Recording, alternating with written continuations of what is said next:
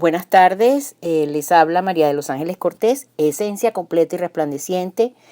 Después de varios días que he estado bastante ocupadita y es porque abrí mi oficina. Es un sueño que se está materializando después de muchos años, casi 45 años, de un llamado que me hicieron en mi corazón, como les he hablado antes, y después de un proceso largo de sanidad interior, de inner healing, como parte de las herramientas de la restauración de mi ser, y que ahora estoy compartiendo con ustedes. Hoy voy a hablarles de lo que es una reparación divina, como una parte 5. Y recuerden que las demás están subidas en YouTube y expuestas en las demás redes sociales, como es el Facebook, el Twitter, Instagram, WhatsApp o cualquiera de estas otras redes que ustedes pueden encontrar las anteriores grabaciones.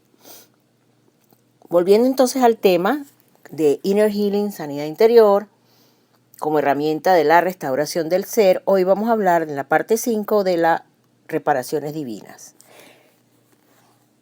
Sí, Dios tiene algunas reparaciones para nosotros. Claro que las tiene.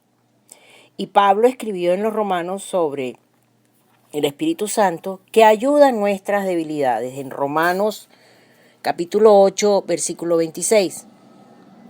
Un significado de la palabra ayudar tiene una connotación médica. Sugiere la forma en que una enfermera ayuda en el proceso de sanidad. Así que no es simplemente sostener por el otro lado, que es el significado literal del verbo, sino que el Espíritu Santo, el Espíritu de Dios, se convierte en nuestro socio y ayudador. Y Él trabaja junto con nosotros en una participación mutua para nuestra sanidad. ¿Cuál es nuestra parte? ¿Cuál es nuestra responsabilidad en la sanidad de nuestras emociones dañadas? El Espíritu Santo, el Espíritu de Dios es en verdad el consejero divino, el psiquiatra divino, que sostiene nuestro problema por el otro extremo. Pero nosotros estamos en el otro extremo del problema. ¿Y qué debemos hacer nosotros en este proceso de sanidad?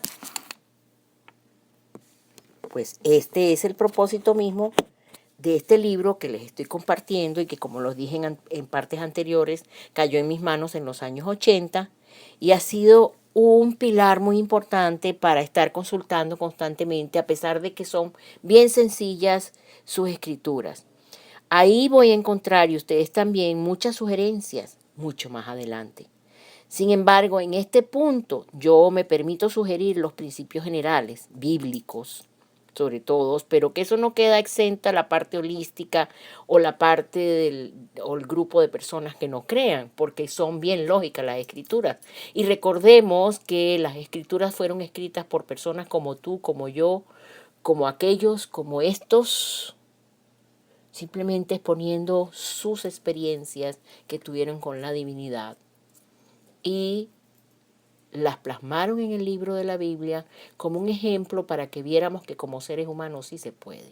Y que existe un Espíritu Divino, que existe un Espíritu Santo, que existió nuestro Maestro Jesús y que Él como ser humano logró y lo consumó en la cruz y nos pidió que cosas iguales y aún mayores que las que les hiciéramos nosotros. Entonces, deben seguirse estos principios bíblicos cuidadosamente para que podamos lograr la sanidad de nuestras emociones dañadas. El primer punto o primera responsabilidad que vemos aquí es enfrentar el problema honradamente. Confrontar estos terribles escondidos recuerdos de nuestra niñez, por más profundos que puedan estar dentro de nosotros, de usted, de mí, con una honestidad moral despiadada, diría yo, y con la gracia de Dios. Confiárselos a Él y confiárselos a nosotros mismos. Y también confiárselos a otro ser humano, a otra persona. Algunos de estos problemas no pueden ser resueltos hasta que usted o que yo los confesemos a otros. Y en la palabra lo dice, en el libro de Santiago, en el Nuevo Testamento, en el capítulo 5 y versículo 16, Santiago, como hermano de Jesús, dice: confesaos vuestras ofensas unos a otros y orad unos por otros para que seáis sanados. En este caso, la oración no es una oración repetitiva, no es una oración aprendida, no es una oración leída, que no tiene nada de malo, sino es una oración de corazón, es el pedirle a Dios cuando yo recibo la confesión de otro hermano, de otra persona, pedirle a ese Espíritu de Dios tan grande que conoce los corazones mejores que tú y que yo, que eso que me acaba de confiar mi hermano, que tuvo la confianza y valga la redundancia de compartírmelo, realmente sea limpiado, sea sanado, sea perdonado y que permita también que él pueda perdonarse. Y esa es la verdadera sanidad, esa es la restauración. Porque normalmente se necesita mucho valor el compartirle algo muy íntimo, alguna culpa, algún dolor, alguna rabia, algún miedo a otra persona. El segundo punto de responsabilidad de parte nuestra es aceptar nuestra responsabilidad en el asunto. Pero, dice usted o digo yo, si pecaron contra mí, si la falta la hicieron en contra de mí, yo fui simplemente una víctima. Usted no sabe lo que me sucedió. Es cierto. Pero, ¿qué es sobre la reacción que yo tuve o que usted tuvo sobre aquella acción que hicieron sobre mí?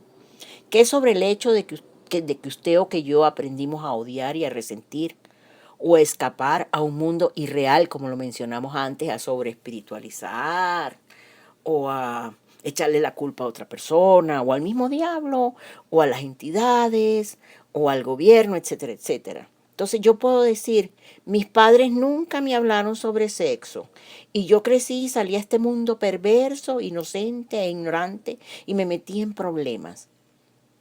Así sucedió la primera vez. Pero ¿qué es sobre la segunda y la tercera? ¿Quién tuvo entonces la responsabilidad? ¿Quién tuvo la culpa entonces? La vida es como un tapiz complicado y tejido con un telar y una aguja. La herencia, el medio ambiente, todas las cosas experimentadas en la niñez, padres, maestros, compañeros de juego, todas las ventajas y desventajas de la vida están a un lado del telar, pero ellos le pasan la aguja a usted y recuerde, usted pasa la aguja de regreso a través del telar. Y esta acción, junto con sus reacciones, teje el diseño del tapiz de su vida. Usted y yo somos responsables de nuestras acciones. Nunca recibiremos sanidad de nuestras emociones dañadas hasta que dejemos de culpar o de responsabilizar a todos los demás y aceptemos nuestra responsabilidad. El tercer punto en el cual tenemos que estar bien claros es preguntarme a mí mismo si quiero ser sanado. Porque a veces yo voy porque todo el mundo está yendo a sanarse, pero en el fondo yo quiero seguir siendo o cargando esta mochilita.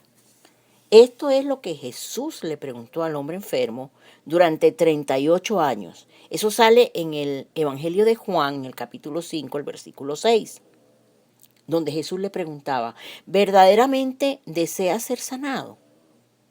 ¿O simplemente quieres hablar de tu problema? Porque también podemos hablar de nuestros problemas como víctimas. Lo quiero usar como una muleta y puedo seguir siendo cojo, como le pasó al que sanó Jesús. El hombre cojo le dijo a Jesús, Señor, no tengo quien me meta en el estanque, y entre tanto que yo voy, otro desciende antes que yo. Él no se atrevía a mirar en lo profundo de su corazón para ver si realmente él deseaba ser sanado. Vivimos en lo que algunos llaman la etapa de la evasión, donde cada persona quiere culpar a alguien en lugar de enfrentar sus propias responsabilidades. Preguntémonos a nosotros mismos, ¿verdaderamente queremos ser sanos? ¿Verdaderamente quiero ser sano? ¿Estoy dispuesto a enfrentar mi responsabilidad en el problema?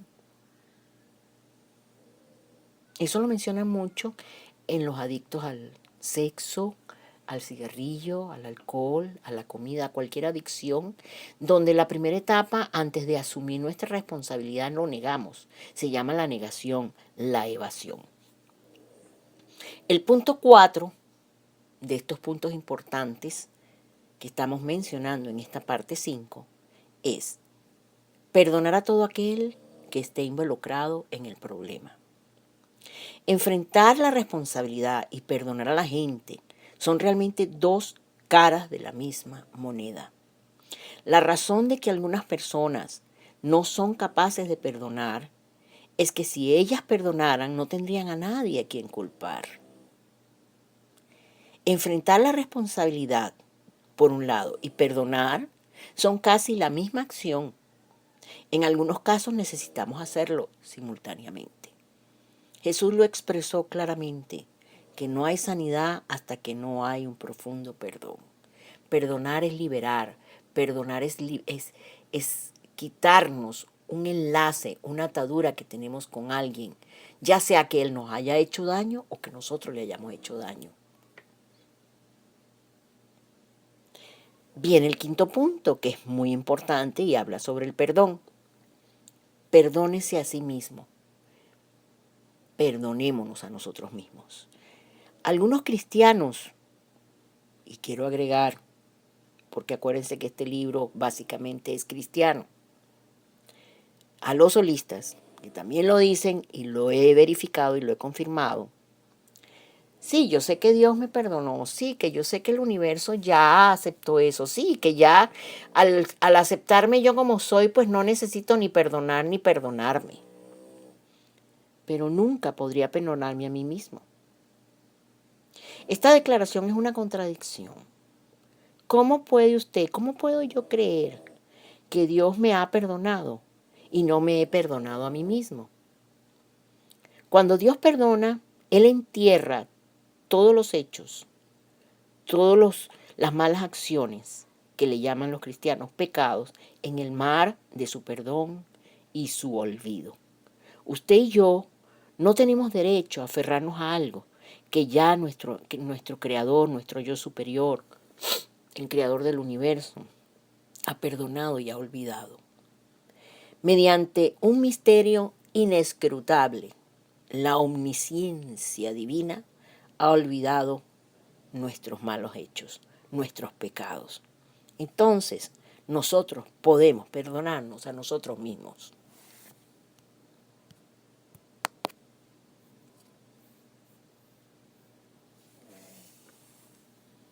El sexto punto en esta quinta parte es preguntarle al Espíritu Divino, al Espíritu Santo, a la esencia superior, que cuál es su verdadero problema o mi problema y cómo yo necesito orar o meditar. Pablo dijo que no sabemos pedir como conviene en Romanos 8:26, pero el Espíritu intercede por nosotros. Algunas veces el Espíritu Divino utiliza un ayudante temporal en la forma de un consejero humano, psicólogo, psiquiatra, que puede ayudarnos a percibir cuál es el verdadero problema. Algunas veces el Espíritu puede hacer esto mediante la palabra de Dios o a través de algún incidente de la vida que repentinamente nos hace conscientes de nuestro verdadero problema. La palabra dice que hasta las piedras hablarán. Porque es importante que podamos conocer el problema real y sepamos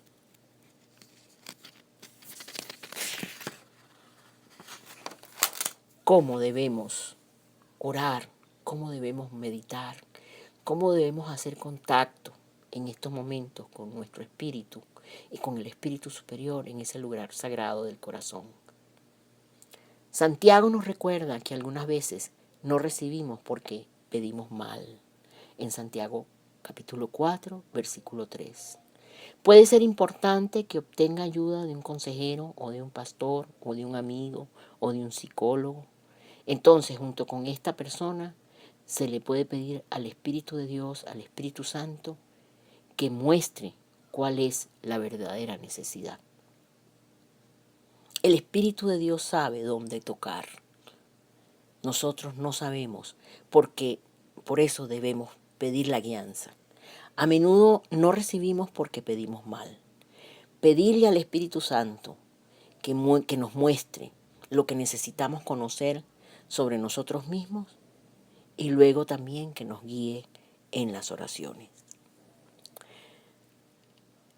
Esta parte es bien importante, porque lo que hablamos en las partes anteriores fue por qué la sanidad interior, las razones por las cuales, dónde conseguimos esas razones, lo podemos ver en cualquier grupo creyente o que haya desarrollado su parte espiritual, o que haya nacido de nuevo, o que haya despertado su conciencia. Pero quizás esta parte que hablamos hoy, ahí es donde realmente asumimos nuestra responsabilidad, primero de reconocer que tenemos nuestras emociones dañadas, que tenemos memorias tapadas, escondidas.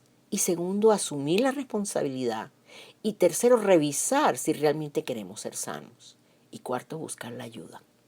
Entonces, mis queridos amigos, oyentes, seguidores, para mí ha sido un verdadero placer una vez más el haber compartido una parte de esta herramienta tan preciosa de Inner Healing o sanidad interior como herramienta de la restauración para la sanidad total y completa de nuestro ser.